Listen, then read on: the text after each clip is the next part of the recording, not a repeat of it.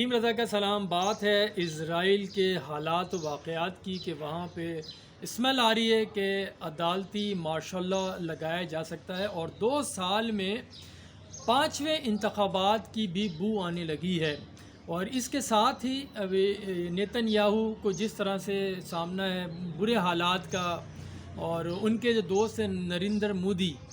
ان کے بھی مسائل کچھ بڑھتے ہی جا رہے ہیں۔ اور اس کے ساتھ ہی جو اسرائیل کی سرحد کے ساتھ واقع ملک ہے جارڈن، وہاں پہ بھی حالات کچھ بادشاہ کے حق میں دکھائی نہیں دے رہے۔ تو یہ ہے، اور پھر اسرائیل کو جس طرح سے بائیڈن انتظامیہ کی جانب سے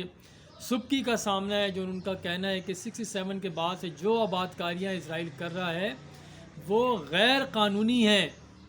اس کو لیتے ہوئے اسرائیلی وزیراعظم نیتن یاہو سیخ پا ہیں، اور ان کی جو پریشانی میں اضافہ کیا ہے وہ ایران نے، کیونکہ ایران نے ان کا جاسوسی کا نیٹ ورک پکڑ لیا ہے۔ اس کے بعد دھمکی آمیز بیانات شروع ہو گئے ہیں، تو انہی کے اوپر آج بات کرنی ہے۔ سب سے پہلے بات کر لیتے ہیں نیتن یاہو کے جو قریبی دوست تصور کیے جا رہے ہیں نریندر مودی،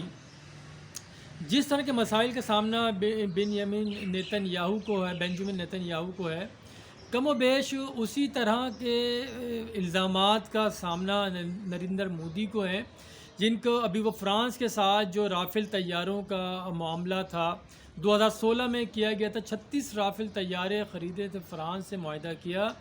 جس میں اب یہ بات اس کی تصدیق کر دی گئی ہے کہ 10 لاکھ یورو جو مڈل مین کو دیے گئے تھے، گو کہ اس مڈل مین کا نام نہیں بتایا، لیکن اس کو لے کے جو کانگریس ہے، اپوزیشن جماعت ہے بی جے پی کی، اس نے بہت چرچا کیا تھا، ہر جگہ آواز اٹھائی تھی، اور مودی کے خلاف اسٹیٹمنٹ آئے تھے، احتجاج ہوئے تھے کہ یہ جو کرپشن اور رشوت کا جو یہ بازار گرم کیا تھا، اس کی تحقیقات کا مطالبہ کیا گیا تھا۔ تو ایک یہ چیز سامنے آ گئی ہے۔ اس کے ساتھ ساتھ ایک اور بات ہے، جو چھتیس گڑھ میں کے جو جنگل تھا، اس سے بھارتی فوج کا جو قبرستان بنایا تھا، جس میں تقریباً 2 درجن سے زائد بھارتی فوجی مارے گئے تھے ماؤ نوازوں کے ساتھ جھڑپ میں۔ اب اسی قسم کے خطرات جو ہیں آندھرا پردیش میں بھی منڈلانے لگے ہیں۔ وہاں پہ مودی نے ہائی الرٹ جاری کر دیا ہے، اور سیکیورٹی ٹائٹ کر دی گئی ہے کہ کہیں یہاں پہ بھی اٹیک نہ ہو جائے۔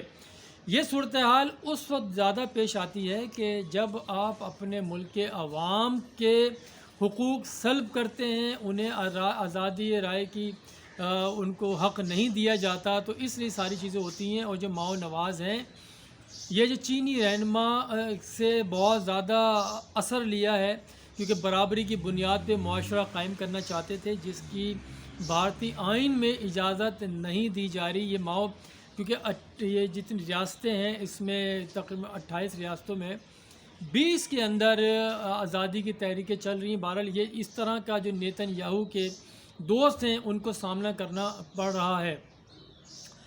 اگر بات کر لیتے ہیں پھر نیتن یاہو کی طرف آتے ہیں۔ نیتن یاہو ان دنوں بہت ہی پریشان ہیں، وہ بارہا بڑے سخت بیانات دے رہے ہیں۔ اب یہ کہا جا رہا ہے کہ جوڈیشلی مارشل لا لگایا جا رہا ہے ان کے خلاف، کیونکہ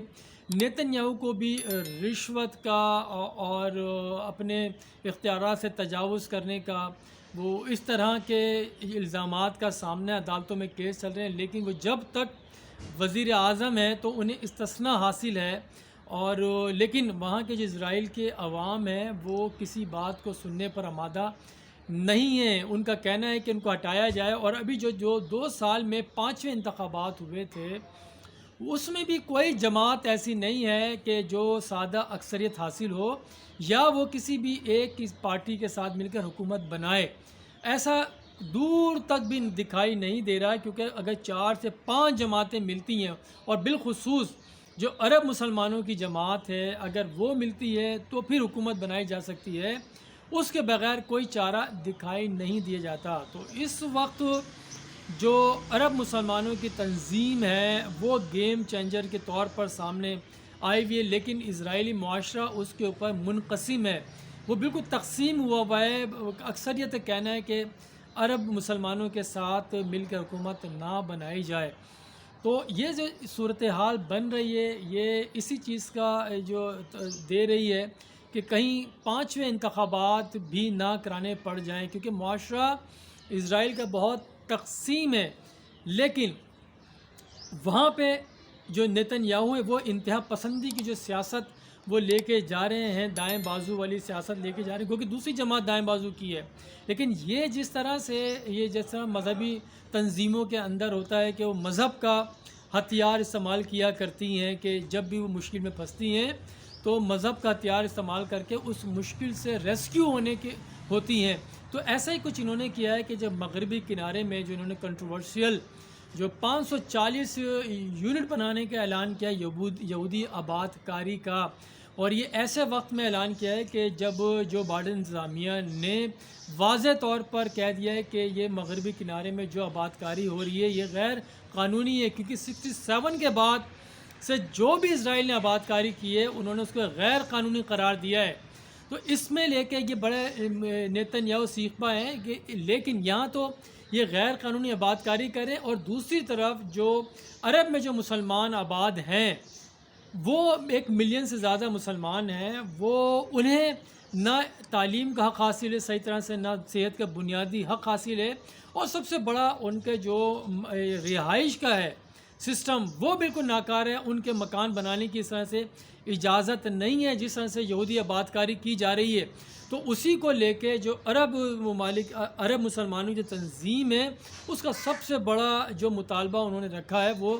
یہی رکھا ہے کہ انہیں بھی آباد کاری کا حق دیا جائے، وہ بھی بہتر اپنے رہائش کا بندوبست کر سکے، مکان بنا سکے، تعلیم اور صحت کی سہولتیں انہیں بھی میسر ہوں۔ تو لیکن نیتن یاہو ان کی بات ماننے پر تیار نہیں ہے، جو اسرائیلی جو پہلے سے ہی بڑی یعنی کہ زمینوں پہ قبضہ کر چکے ہیں، جارڈن کے بارڈر تک، اور یہ فلسطین کی زمینوں پہ قبضہ کیا ہوا، لیکن ابھی بھی ان کا پیٹ نہیں بھر رہا ہے، وہ آگے کی جانب بڑھتے جا رہے ہیں۔ اور جبکہ امریکہ واضح طور پہ کہہ چکا ہے کہ اس سے باز رہا جائے، لیکن پھر بھی وہ اس طرح کی باتیں کریں۔ اچھا، ایک اور بھی چیز ہے جس طرح سے یہ نیتن یاہو کی پریشانی ہے وہ ایران نے بھی بڑھا دی ہیں، کہ ایران نے اپنے علاقے سے اسرائیلی جاسوسوں کا ایک بڑا نیٹ ورک پکڑا ہے۔ وہ جو نیٹ ورک پکڑا ہے لیکن اس کی بہت زیادہ تفصیلات تو ابھی ایران نے ریلیز نہیں کی ہیں، لیکن وہ یہ ضرور ہے کہ یہ نیٹ ورک ان کی جو تنصیبات تھیں ان کی ریکی کر رہا تھا، اور جو خصوصی طور پہ جو ان کے جوہری پروگرام سے وابستہ افراد ہیں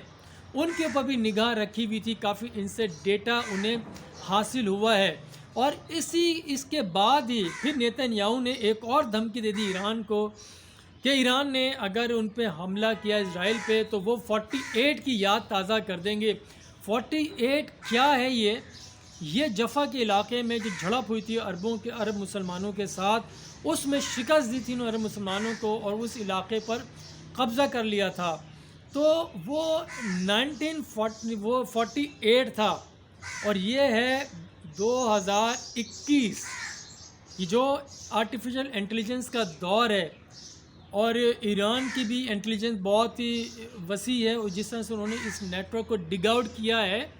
تو ایسا نہیں لگتا نہ ہی ایران کی جانب سے کسی قسم کے اٹیک کی کوئی دھمکی تازہ آئی ہے۔ گو کہ جس طرح سے گزشتہ سال ان کے جو ایک جوہری سائنسدان جو بابائے جوہری پروگرام کہلاتے تھے انہیں جس طرح سے قتل کیا گیا، اس کے بعد دھمکی ضرور ایران نے دی تھی، لیکن کوئی بڑی کارروائی نہیں کی۔ ایران نے کہا تھا ہاں وہ کارروائی ضرور کریں گے، اور اس کے لیے وقت اور مقام کا تعین وہ خود کریں گے، کسی وہ ٹریپ میں نہیں آئیں گے۔ لیکن یہ جو بے وقت کی راگنی نیتن یاہو نے جو کی ہے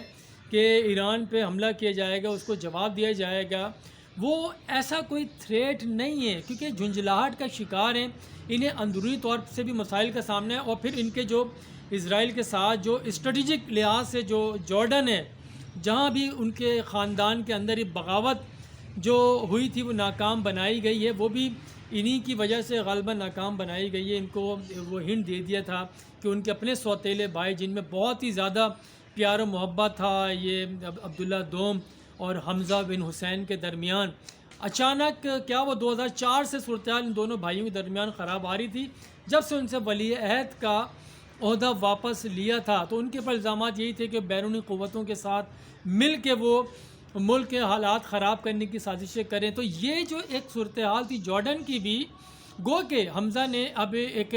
دوبارہ سے وہ عہد کر لیا وفاداری کا، وہ معاملہ وقتی طور پر ٹھنڈا ہو گیا. لیکن یہ بنجمن نتن یاہو اسرائیل کے لیے تشویشناک بات ہے، کیونکہ یہ جو اسٹریٹجک لحاظ سے جارڈن کی اہمیت ہے. کیونکہ اگر اسرائیل، اب ہم سیریا میں دیکھیں، جو سیریا میں جو اٹیک کے لیے جو زمین پرووائڈ کی جا رہی ہے وہ جارڈن کی ہے. جارڈن کے ساتھ ہی سارے بارڈر لگتے ہیں، عراق ہے، سیریا ہے، سعودی عرب ہے. تو اسی طرح سے یہ ان کے لیے بہت انتہائی اہمیت کا حامل ہے. جارڈن کی صورتحال سے اسرائیل بھی پریشان ہوا ہے. تو بہرحال یہ ایک اس پورے مشرقی وسطیٰ کی اور نیتن یاہو کے جو دوست ممالک تھے ان کی جو حالات و واقعات ہیں اس کے اوپر بات کرنی تھی. تو اب آنے والا وقت جو ہے وہ نیتن یاہو کے لیے مسائل میں مزید اضافہ ہی کرے گا، کیونکہ ابھی جو زمینی حقائق ہیں وہ ان کے حق میں دکھائی کسی طور نہیں دے رہے. ان کے پاس بچت کا ایک ہی راستہ ہے کہ کسی بھی طرح سے وہ ایک مشترکہ حکومت بنائیں جس میں عرب مسلمانوں کی تنظیم کو شامل کریں. گو کہ کیونکہ ماضی میں 4 حکومتیں اسی طرح سے بنی تھی، لولی لنگڑی حکومتیں وہ بنی تھی. لیکن اس میں جو مفاد وابستہ ہے لولی لنگڑی حکومت میں بھی وہ نیتن یاہو کا ہے. کیونکہ اگر نیتن یاہو وزیر اعظم نہیں بنتے تو ان کا سیاسی کیریئر بھی تباہ و برباد ہو جائے گا. یہ منظر عام سے ہٹ جائیں گے، پھر انہیں عدالتوں میں انکوائریوں کا مقدمات کا سامنا کرنا پڑے گا اور پھر یہ بالکل قصہ پارینہ ہو جائیں گے. تو اسی کے لیے اپنے قصہ پارینہ ہونے کو بچانے کے لیے وہ حتی الامکان کوشش کریں کہ حکومت بنائیں، اور اس سے اگر یہ بنا بھی لیتے ہیں تو اسرائیل کو یا ان کے دوستوں کو جتنا نقصان ان کے دوبارہ آنے سے ہو سکتا ہے اس کا تصور کرنا ابھی ممکن نہیں. اور یہ آنے والا وقت بتائے گا جو خطے میں تیزی سے تبدیلیاں واقع ہو رہی ہیں کہ کون آگے بڑھتا ہے اور کون پیچھے رہتا ہے. بہت شکریہ. خدا حافظ.